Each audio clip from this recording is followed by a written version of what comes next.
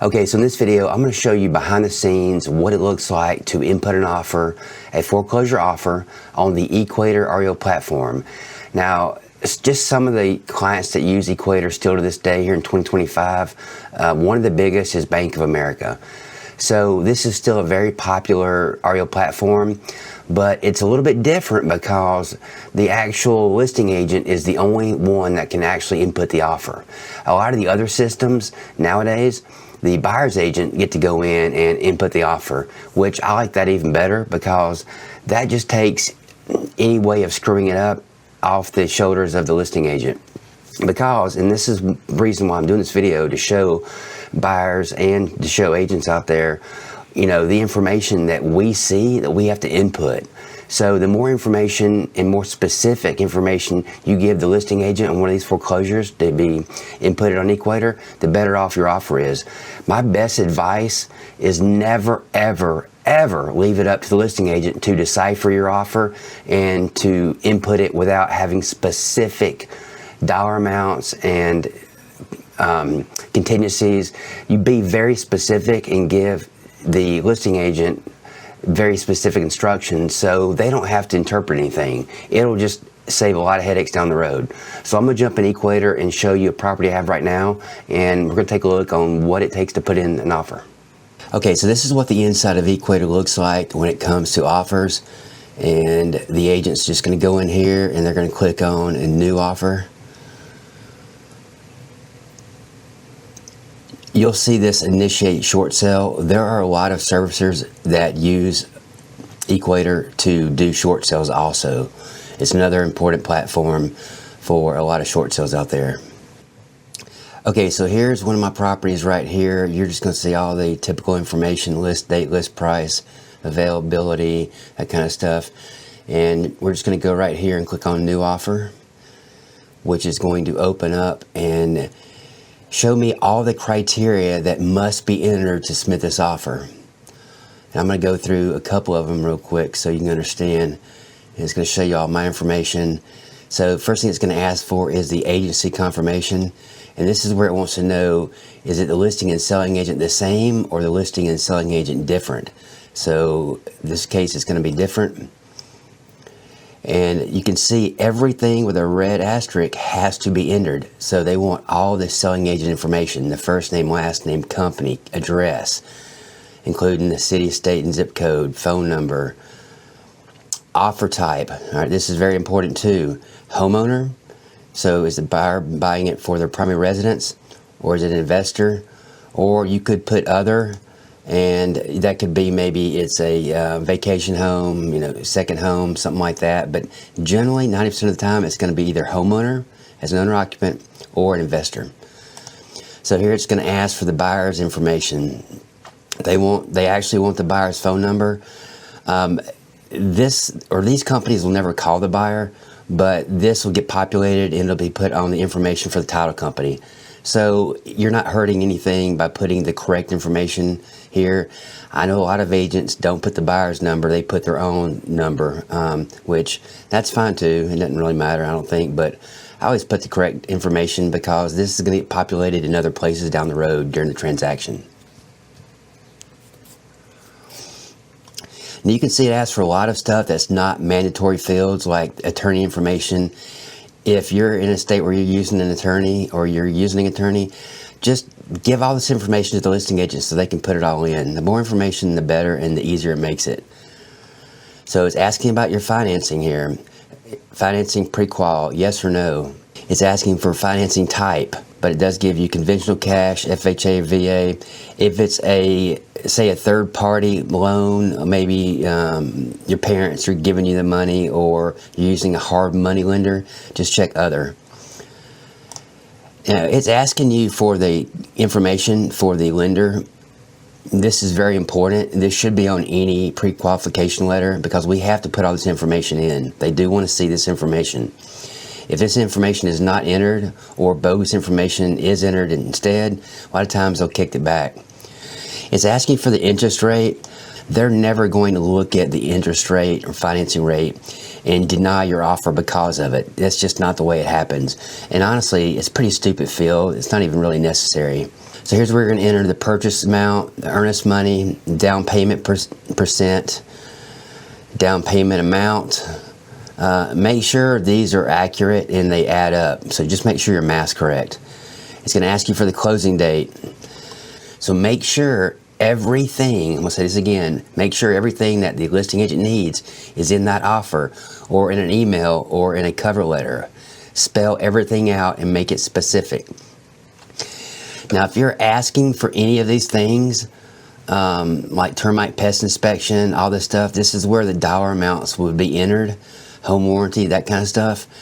Best advice I can give you is don't put anything in here. Don't ask for this stuff. The more you ask for, the quicker and faster you're going to get your offer rejected or countered. So don't ask for a lot of this stuff. It's asking you for repair amounts if you're asking for any, description of the repairs, your transfer fee amounts. Now, in Florida, we have the deduct stamps tax, and 90% of all corporate sellers pay that automatically. There's only a few that will not pay this. So, and you should know this, if you're an agent, you should know this when you're putting the offer in. It should either be in the agent notes, or you should make sure and ask the listing agent what closing costs, if any, the seller is paying. Here's where you're going to put in your inspection days.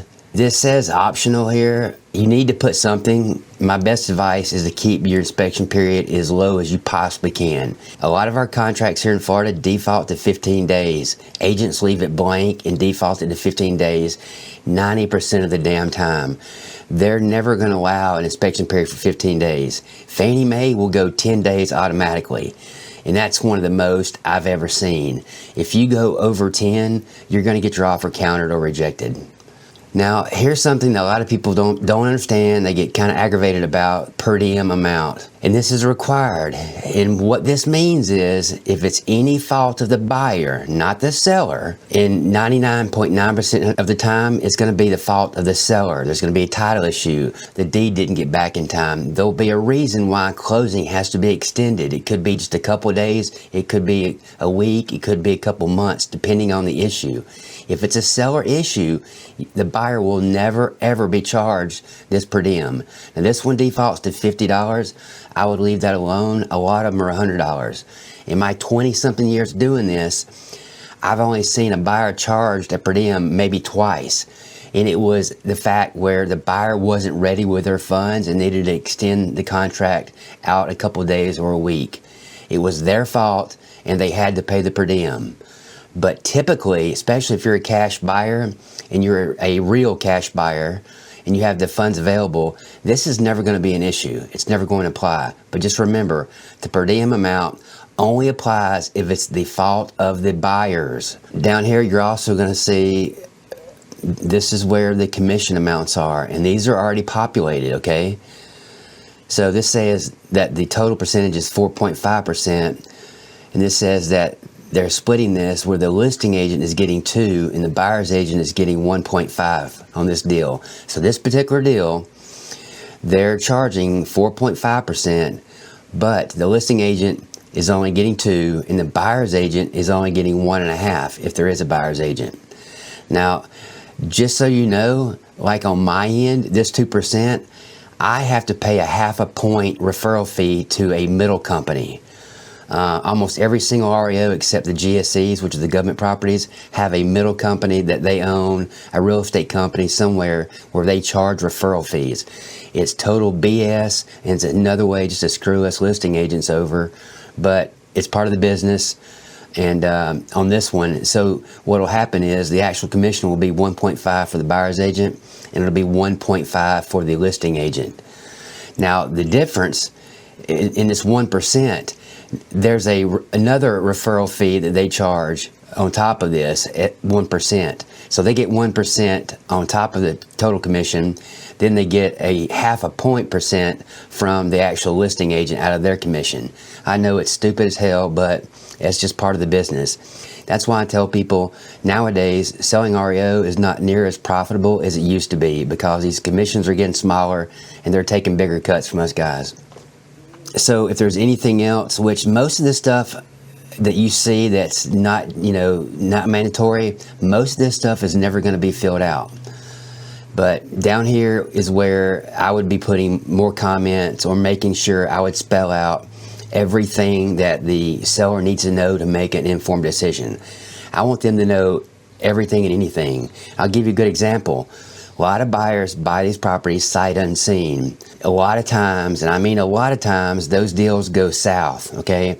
If I know for a fact that this buyer has never seen this property in person, I'm gonna make this comment down here. I'm gonna let the seller know this buyer has never walked through this property. They've only seen it online and through videos or whatever, but they've never walked through the property. A lot of corporate sellers are gonna have an issue with that, and that could definitely affect the outcome of the offer, especially if there's multiple offers. So once everything's entered through here that I need to make sure that the seller has everything possible to make a decision, because what I really don't want to happen, I don't want the seller to have to come back to me to ask me questions about the offer. I want them to see and know everything possible in the offer, the good stuff and the bad stuff. And I'll put good comments. I mean, if it's an agent I've worked with in the past that's done a really good job and was on point, that I know, that I feel confident that, you know, he or she can get the job done, I'm going to put comments about, you know, working with the agent previously. Or let's say it's an agent like the deal I had recently with a team that was just pitiful. I mean, they sucked. They were so bad, they made me want to throw up. Horrible freaking agents that really screwed over the buyer. I'm going to put comments in there about my past experiences working with these agents, because the last thing I want and the last thing the seller wants is to take this property off the market, because once we remove it from the market, it's going to be removed from everything out there, like Zillow, Realtor.com, all the websites. So it will no longer be viewed by potential buyers, which means it's going to lose valuable market time. And for me, that's very important, because the longer this property sits out here on the MLS and doesn't sell, the more it costs me out of my own pocket, because a lot of times I've got to pay for the utilities. I've got to pay for the landscaping, the grass cuts. I've got to pay for other things like having the property de-winterized. I have to pay for all that, then fight to get reimbursed. And even if the seller pays the utilities and I don't have to worry about it, I still have weekly or bi-weekly visits I have to go to this property. So I've got to spend my time, my gas money, take pictures, do reports. So the longer the property sits, the more I hate it. You know, I can't stand for property to sit on the market over a month. It drives me nuts. So once this offer's entered, I'm going to have another task in Equator to upload the proof of funds or upload the pre-qualification letter. That's why the pre-qual letter is mandatory. We cannot submit offers without it. If it's a cash buyer, all you need is a bank printout, you know, with your account number scratched off, but it needs to show the name of the purchaser. They need to match. So if you're buying under an LLC, you need to have the proof of funds show that they're from the LLC account within the same name, because they're going to look for that. They're going to look to make sure the dollar amount on the cash proof of funds is at least enough for the purchase price. They don't give a shit if it's $50,000 or $100,000 over. And people say all the time, well, I don't want to show them I have $500,000 in the account because they might want to, you know, counter me higher. They don't look at that. All they have to do is verify, because these are all issues that they're going to be audited from. They have to verify that the amount of the proof of funds is enough to cover that purchase price, and that's all they're looking for. That's really it for Equator. I mean, it's really pretty simple, but you can see just what's really important, what's needed, and if you're a buyer, make sure that your agent has everything they possibly can have to put your offer in and then submit it over to the listing agent. The listing agent has to enter everything, and I can't tell you the number of times I get really shitty offers with crappy information or not enough information, and especially when it comes to leaving blanks and fields not filled out on the contracts. Don't be that person. Fill out your stuff and do it thoroughly. If not, all it's going to do in the long run is cost a buyer a deal. And crappy offers and incomplete offers, I promise you, will eventually cost an investor properties. Okay, that's it for this video. If you have any questions, leave them below. As always, thanks and have a great day.